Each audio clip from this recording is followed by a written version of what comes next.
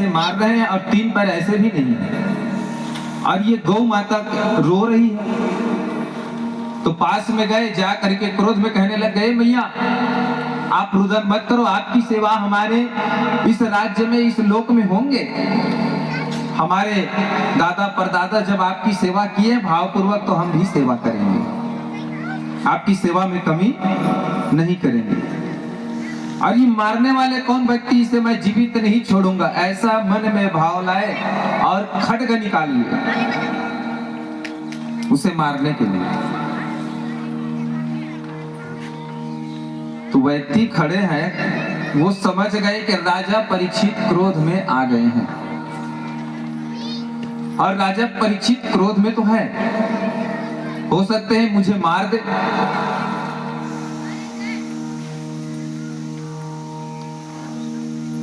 मार देंगे तो गड़बड़ हो जाएंगे, मुझे अपने आप को शांत करना पड़ेगा।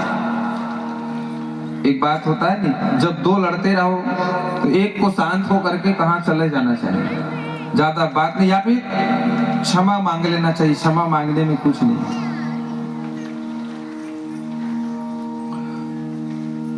तो राजा परीक्षित के चरणों पर जा करके वो व्यक्ति गिर गए, आप कौन हैं और हमारे गौ माता को क्यों मार रहे हैं? तो व्यक्ति कहते हैं, मेरे स्वभाव तो यही है प्रभु, हे राजा मेरा स्वभाव है ये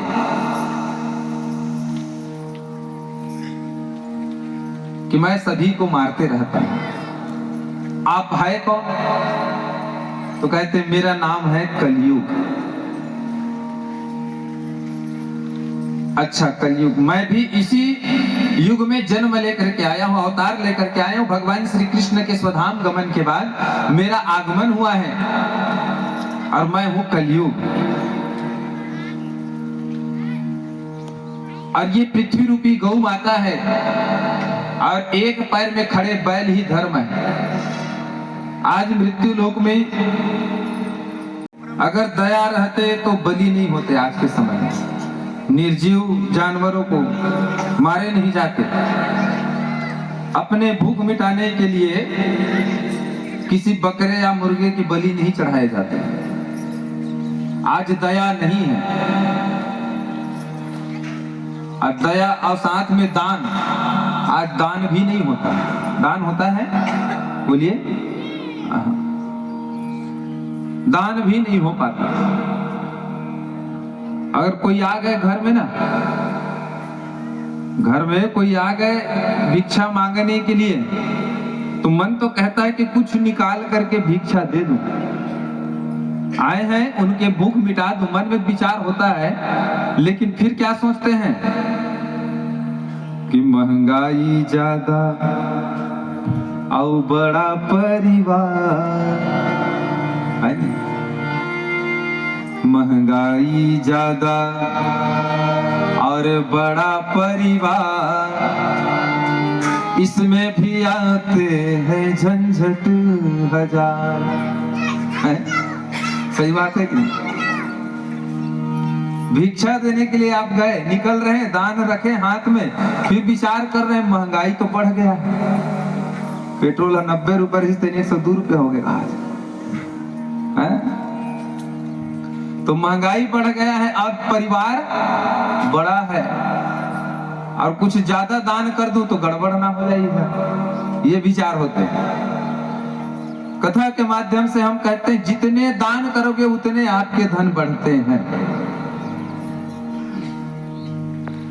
जितना दया करोगे आप उतने परमात्मा आपसे प्रेम करने लग जाएंगे।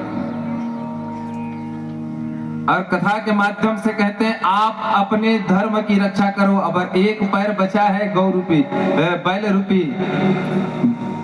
इस संसार में कलयुग में आए हैं, 4 पैर होते हैं बैल के, लेकिन एक पैर बचे हैं, तो एक पैर बचे हैं तो वो है धर्म।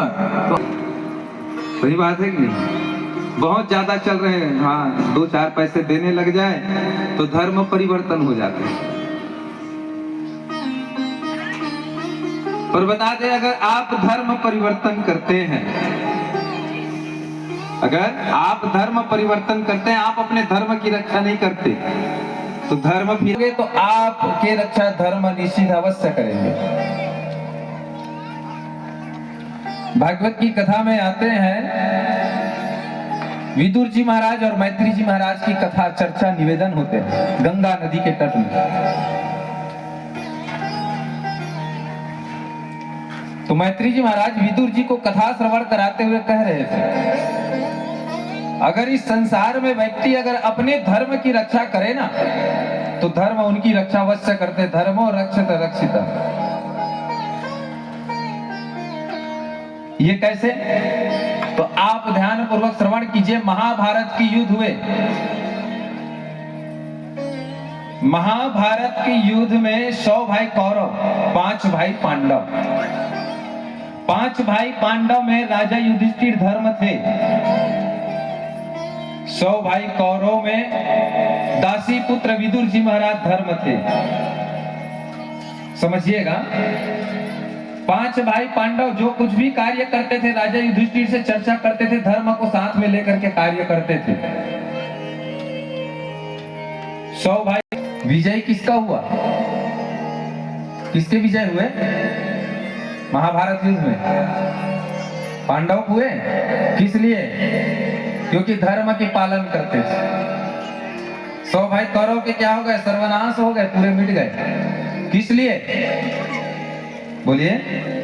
क्योंकि विदुर जी महाराज धर्म थे, धर्म को घर से राज्य से बाहर निकाल दिए। एक और,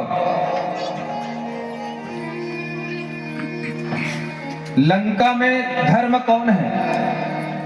तो विभीषण है। और अयोध्या में धर्म कौन है? तो प्रभु श्री राम जी हैं। चौदह वर्ष का वनवास हुए प्रभु श्री राम जी को। तो मां जानकी और छोटे भैया लक्ष्मण के साथ जंगल में भ्रमण कर रहे थे। सुवर्णखा के उद्धार करने के पश्चात रावण बदला लेने के लिए, अपनी बहन के बदला लेने के लिए, नाक कान काटने के बदला लेने के लिए मां जगत जननी जानकी सीता को हरण करने के लिए एक साधु भेष बना करके आए।